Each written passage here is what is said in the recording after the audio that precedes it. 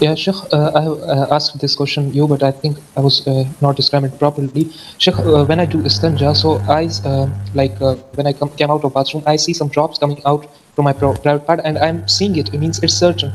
So what should I do? And it's after every istinja, it is happening. What should I do, Sheikh? When you do istinja, you do it after the urine has stopped, or it is still coming out? After it has stopped. If it has stopped, where is it coming from? Use your mind.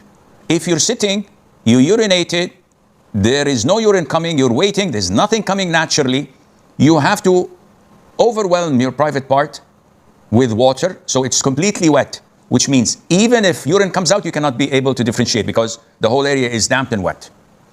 Also, sprinkle your underwear until it's damped. This is the sunnah. The Prophet used to do this, alayhi salam, after urinating. So now when you lift and raise your trousers or pants, if you get the feeling something came out, tell yourself, this is the water I overwhelmed my private part and damped my underwear with. And never check.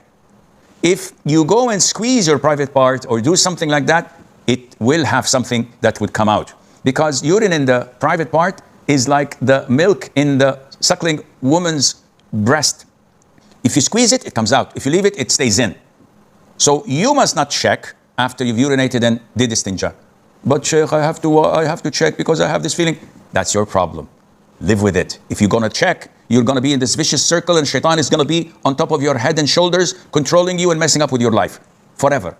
And you're going to feel that you have urine incontinence and it's going to spoil your clothes and soil your underwear and you'll never be able to pray on time properly.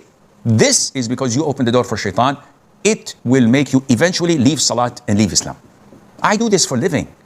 I give counseling sessions and I've sat with thousands like you. I know what makes them tick.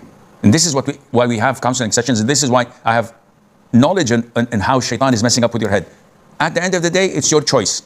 You want to cure yourself and live like millions of Muslims who just do their thing and leave, make wudu and pray, have no problem. They're not soiling their trousers. Or you want to keep on investigating and checking every 5 minutes or 3 minutes, squeezing yourself, doing this and that. That's your problem. If the couple have issues and they would like to delay conceiving until they solve these issues and get to know one another, is it permissible for them to use contraceptives? And specifically, he mentioned condoms.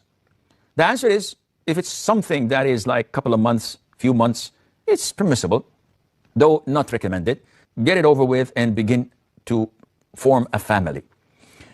If you want to delay it for a legitimate reason, a few months here and there, no problem. However, using condoms is not permissible without the prior permission, without any pressure from the missus, because your wife has rights.